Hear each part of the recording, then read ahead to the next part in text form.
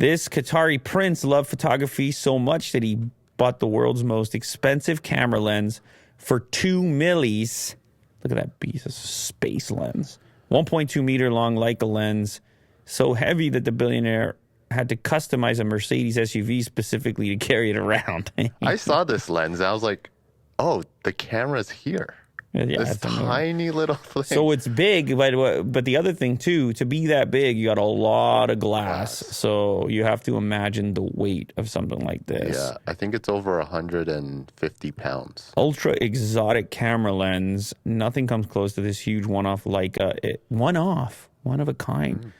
Leica APO Telit R.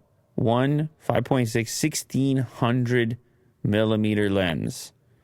Fixed focal length. What are you zooming in at 1600 millimeters? Oh, jeez.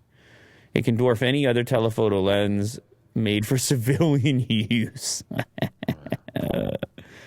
Most expensive lens in the world. Yeah, that's wild. Here we go. 1.2 meters in length without the hood, 1.5 meters width.